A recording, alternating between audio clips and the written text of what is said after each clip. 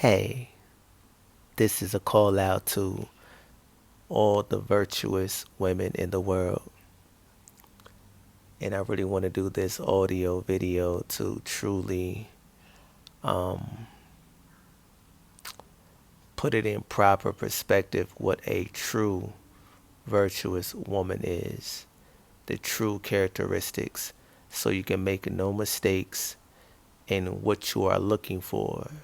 But first and foremost, I like to say that a virtuous woman is created for a king initially, you know, and I'm talking about the anointed of Ahiah, the son of David, the ruler, one who sits on the throne. A virtuous woman is not for everyone, every man of Yasharala. That's why it says she's very rare, you know, because a virtuous woman was made for the king of Yasharala, the anointed of Ahiah.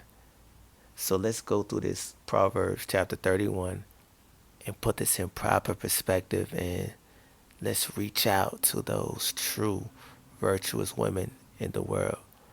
And if you fit the description, if you want to apply these things to yourself so you can fit the description and you can know exactly how to move and operate in the way and the order of a true virtuous woman, I pray this video helps with that. Okay, verse 1. The words of King Lemuel, the prophecy that his mother taught him. So the key thing in this is his mother taught him what a true virtuous woman is. His mother. So his mother is giving him this advice, which this is in correlation in the order of Ahiah. For it is the mother who teaches the children, for she is with them the majority of the time. If we take it back ancient and we deal with things according to customs, and we read through this book, we see that, the woman is with the children and the woman teaches the children, so this beautiful woman right here, his mother of Lemuel, she taught him what a true virtuous woman is. So, you can read verse 2. Then verse 3, a lot of people talk about give not your strength to women nor your ways to those who destroy kings. And that's referring to women like Delilah or Jezebel, or even women like Job's wife or Lot's wife, women who are not walking in the spirit or the order of Ahiah, and would rather you do things contrary unto Ahiah rather than just face all things when it comes to Ahiah. You know, take the good with the bad, and question nothing, but just respect and honor all orders of Ahiah, all protocols, all doings. I, you know, Women who bring down kings don't think like that. They think very pride, they think in pride, and they're very egotistical. So stay away from them type of women. That's what his beautiful mother is applying right here. um, okay, so we're gonna drop down because this is not really the point of the video, but it's good to read. Always want to read this. For his mother's letting him know, like, don't drink that strong drink. It's going to alter your judgment. You always want to have sound judgment to make a just, so you can be very just in any judgment that you're putting forth. Especially with the afflicted, the wounded ones, the remnant, the lame, the weak. I'm saying? You always want to deal carefully with them, and strong drink will alter that. So we're going to drop down to verse 10 so we can get right into the meat and the potatoes of what a true virtuous woman is. A woman, a worthy woman who can find, for her price is far above rubies. Why is that? The heart of her husband safely trusts in her. He can trust in her from his heart. And he shall have no lack of gain, like she will not bring him down, and he will always increase. One of the signs and characteristics of a virtuous woman. She enters his life, no decrease, always increasing, nor lacking, right? Then it says, she will do him good and not evil all the days of her life. Always be righteous before him. Always be loving before him. Always be caring before him. Always show much empathy before him. You know what I'm saying? Considerate before him. And never doing anything evil, anything outside of the beautifulness of a woman, the way that Ahaya has created a woman to be towards her husband. Never do any evil before him. And it says she seeks wool and flax and works willingly with her hands. So she's a hard worker, right? See, a lot of these things right here, a lot of women, they carry some of these attributes, but not all. But we're going to let the word speak what makes a virtuous woman different from any other wife. You know, it's very beautiful. So she's a hard worker. Then in verse 14, she is like the ships of the merchant. She brings her food from far away. So you apply it to nowadays. She goes out shopping, or she plants her garden, and she brings food in pretty much. You know what I'm saying? She rises. No, that's verse 15. We ain't gonna go there yet. Like, she is like the ships of the merchant. She brings her food from far away. She's very dependable, reliable. She always had those resources. I'm saying? She's not complaining about cooking for the family, for her husband. She's not worrying about, like, she's a great asset. Oh my gosh. Verse 15. She rises also while it is yet night and gives food to her household and a portion to her maidens. Like she feeds all people. It don't matter if it's day. It don't matter if it's night. It don't matter if she's tired. It don't matter if she had to get up at work early in the morning. It don't matter. Her heart is so caring. She's so considerate. She's so compassionate. She has so much empathy.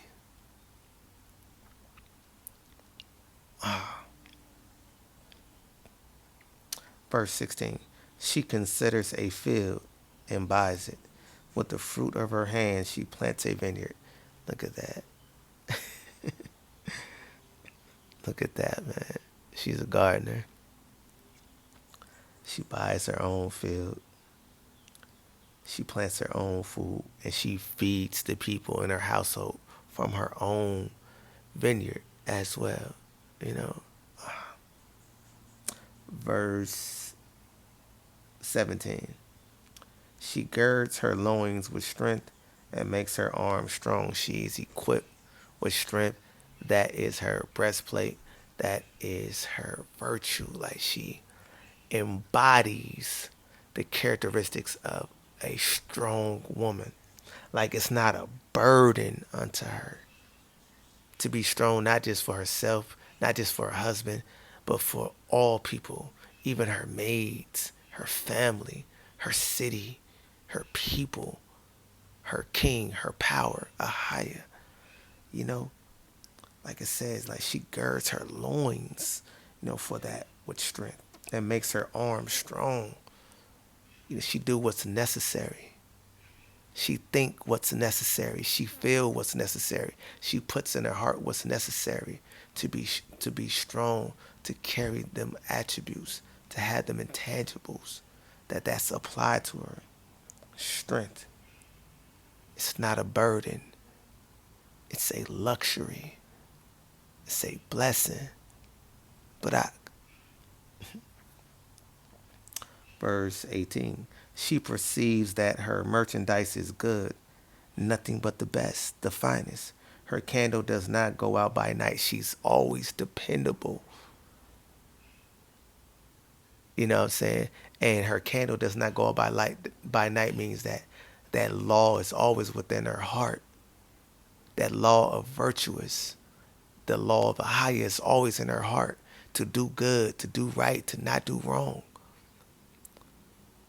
You know, to be a servant, to be of servitude for a higher. So she's bigger than just of her husband and being everything unto him, because her husband is a king, is the king of Yasharala. So his servitude is to his people and to his power higher. So he carries these same ways and intangibles as well.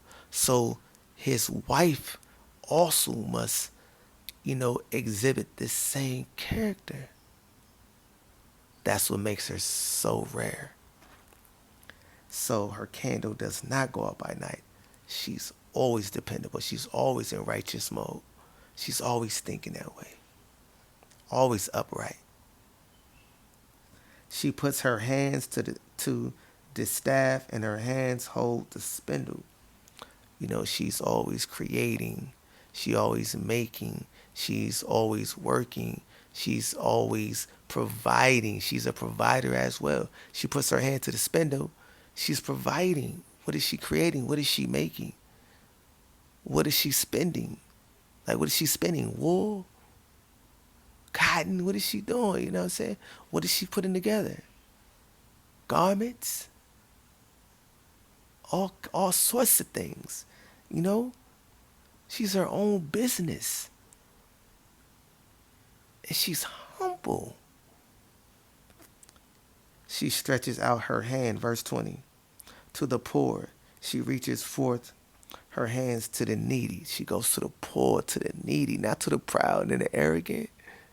To the poor and the needy, the lame, the remnant, which is a description of the remnant today. The poor, the needy, the afflicted, the lame, the doubtful, the disfigured, the black sheep, the hopeless, the lesser one. But she stretches out her hand, meaning that she has to give to them. And what she don't have, she stretches it. She makes a way for them. She creates a way for them. She creates a way to give and do for them. Because she has it. She can. She's the wife of the king. And she has her own. She's her own boss. She's literally her own head queen in charge. HQIC. I like that. I'm going to start using that. HQIC, baby. And I'm the HKIC. Well, I is the HKIC. I'm the HPIC, hair princess. Yeah, But verse 21, she is not afraid of the snow, for her household, for all her household are clothed with scarlet. Scarlet, that's a royal garment right there. You know? And she's not afraid of the snow because she's reliable. She already has that covered. They don't have to want or need for things of coming seasons like the snow, the summer, spring. They have what's needed for that, for them type of drastic weather environments. She already took care of that. She's very, man, she's very, what's the word's mistaking me right now? Responsible. Very responsible. Verse 22, she makes herself coverlets. Her clothing is fine linen and purple. She's royal, right? She's the wife of the king. Her husband is known in the gates because he's a king. When he sits among the elders of the land because he's the king. She's the wife of the king, the anointed of Ahiah, the seed of David. This is why Lemuel, or Lemuel's mother, is talking to him because he was a king. You know? So this is what Lemuel's mother, is teaching him what a virtuous woman is. So it's not like a man is teaching a man what a virtuous woman is. A woman is teaching a man what to look for if they in seek of a virtuous woman.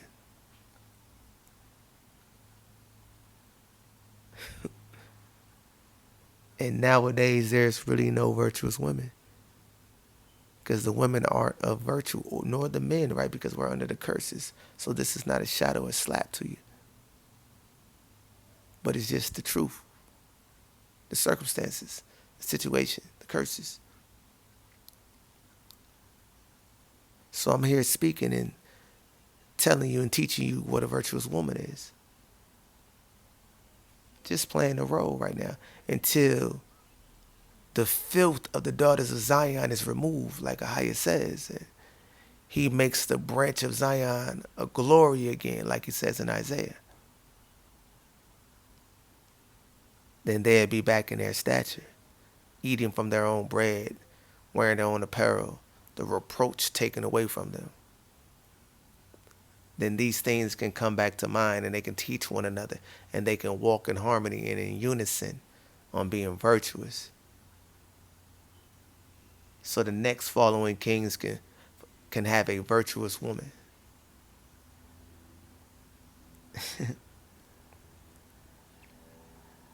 Verse 24. She makes linen garments and sells them and delivers girdles to the merchants. See that? She's a business. She's such a hardworking woman. She's so everything. She's incredible. She's impalpable. Did I use that word right? Because I got a song called Impalpable. I can feel it coming. I don't know if I used that word right. Oh man, it's impalpable. Yeah, I think impalpable means impossible. Yes. Just thinking about my song kind of helped me out right there. But yes, verse 25. Strength and dignity are her clothing, and she shall rejoice at the time to come. Because she has her day, she has her time. After, like, everything she's doing is from the heart, from the spirit, walking in the way of Aya. She's not taking in the moment. She's not taking in the credit. She's not, like, taking, like, all of her servitude in. She's just doing what her heart is prone to do. You know what I'm saying? But it's going to hit her because she's draped in strength and dignity. Are her clothing. You hear that? Strength and dignity. We have a lot of strong women, but dignity is missing. And a lot of the dignity that they do have comes from the teachings of men of captivity, but not of the ancient ones of Yasharala and Ahia, or the prophets, or the council, the counselors, the elders. Not them men, or the divine one of Ahia, or the arm of Ahia who he works through. The seed of David, king, sits on the throne. The seed of Zadok, the high priest, Lawai, works in the temple. The prophets, the priests, the council of great men who also should be draped in strength and dignity. But she shall rejoice at the time to come, because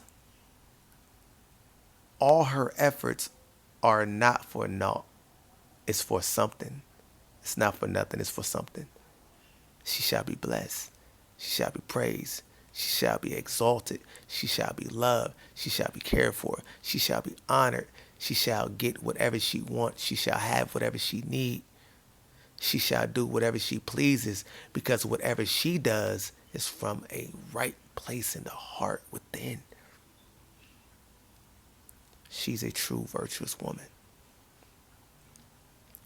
Verse 26, she opens her mouth with wisdom, and in her tongue is the Torah, or the law of kindness. See, there's a law of kindness. So within her mouth, she speaks kindness. And she opens her mouth only to speak with wisdom. She's not going off the order in the way of a higher. So her wisdom is not wisdom of self. It's wisdom of the true way of a higher. That's it. That's what makes one wise. If they're wise with the words that a higher has given them, not wise within their own self. She's not proclaiming to be no goddess. Her husband is not a god. She has no comedic sism in her at all. She doesn't place herself above at all. She's not above the true deity, Ahaya. She is one with him, his ways, spirit, heart, protocols. And it's beautiful. That's why she loves her husband with the law of kindness.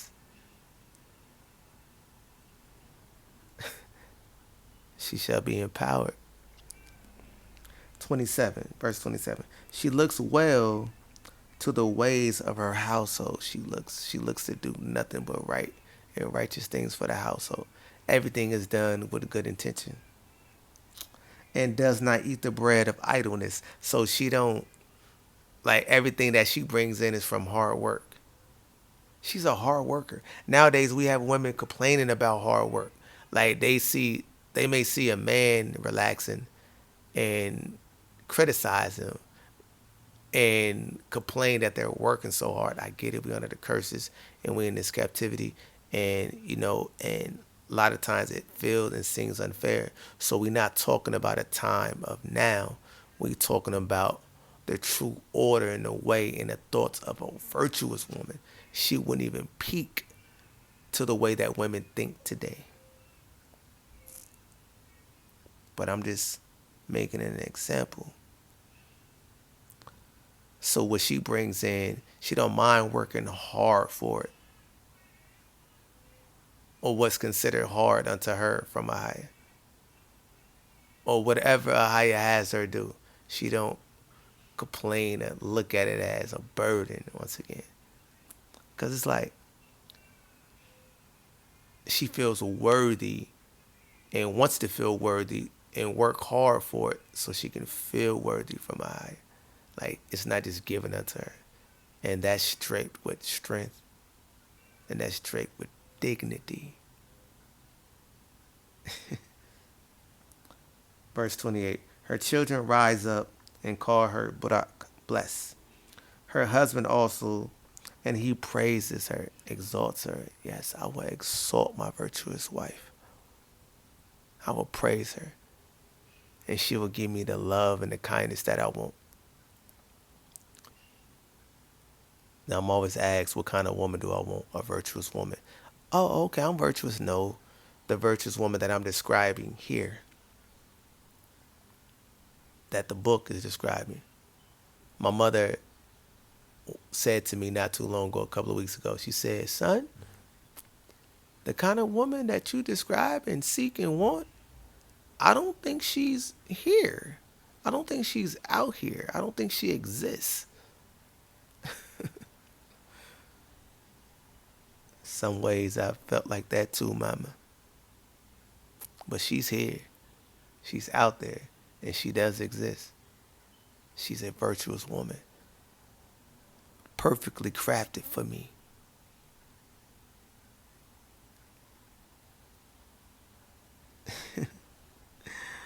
And I will exalt her. Verse 29. Now this is the key. So to the women of Yasharallah, Israel, to the women from the four ends of the earth, the women that's in the land of Yasharallah today, from Damona to Mizpeh to Bereshit to Egypt.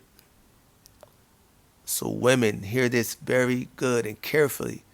To the women on Facebook, TikTok, Instagram, Wherever you are, I want you to hear this very carefully so you can understand that all of you are not virtuous women by the standard of what I broke down and what this is talking about. And remember, this is not from a man's perspective. This is from a woman's perspective. For the mother of Lemuel spoke this to her son.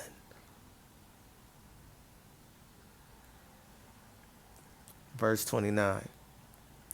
Many daughters have done virtuously. They've done that. You have virtuous ways or did virtuous things. Now you have done these things, but the true virtuous woman right here, but you excel them all. You surpass them all. So all these women saying they're a virtuous woman, no. A virtuous woman is very rare. She's like a she's like a stone in a crown. There's very few stones in a crown. A crown ain't just full of stones. Like she is a diamond in the rough. You know how hard it is to find a diamond in the rough?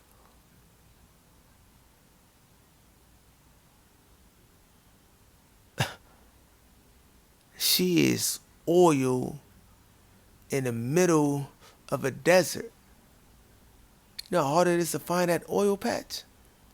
And to hit that right line and that oil starts shooting up? And you know you paid now, right? So you know how hard it is to find a true virtuous woman? Most likely she will find you. And if you do find her and you speak to her, she will respond accordingly to a virtuous woman in all of these ways. Then you will have no doubts about it. So that's what verse 29 says. Many daughters have done virtuously, but you, virtuous woman, queen of Yasharallah, house of David, you excel them all. Then verse 30, charm is deceitful and beauty is vain. A lot of these women think they virtuous because they pretty. Or they think beauty comes with the package of being virtuous. That's just icing on the cake, if so. But charm is deceitful. You don't have to be charming. See, a lot of ways that come off as good characteristics or good qualities is really disguised by charm. They're just being very charming. Know how to articulate. You know, an elegant woman is not necessarily a virtuous woman. It's, you know what I mean? It's disguised like very well. It's because you're elegant don't mean you're virtuous. Virtuous comes with all of these things I talked about. No corners cut. But like it says, charm is deceitful and beauty is vain. But a virtuous woman who fears a higher shall be praised. And this what kings must do to their virtuous wife. Give her of the fruit of her hands. Give her everything.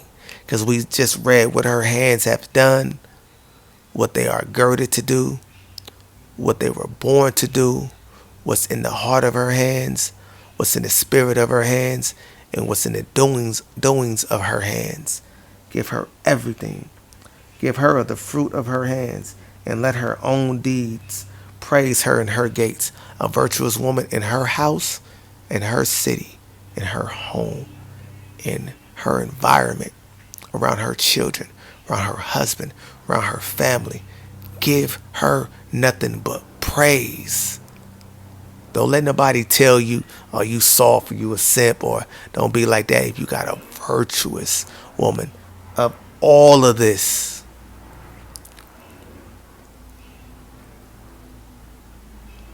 you know, a virtuous woman takes care of her man. Even if her man has it, like her heart and her doing is to take care of her man. Like she's equivalent to one of the attributes of a ride or die chick. Or, you know what I'm saying? Like how they would say, give me a Bonnie and Clyde. Or give me, you know what I mean? Like she she is always there for him. She don't mind taking care of him. She don't judge him in a way of the oppressors and how the sheep now sees their own people.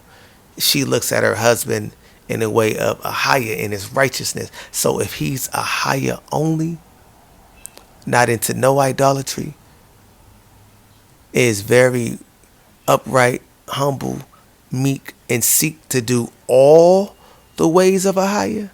Don't cut corners. You know what I'm saying? Don't let his own emotions, because her own emotions doesn't alter her. Well, then that's how she looks at her husband in the way that a higher looks at her husband. So she shall be praised, loved, and honored to the core of the words that's being spoken. Honored, praised, and loved.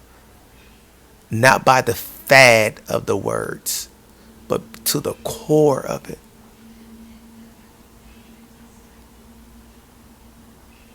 And that's what I seek. And prayerfully, that's what I shall have. Peace. Shalom. Shalom. Shalom.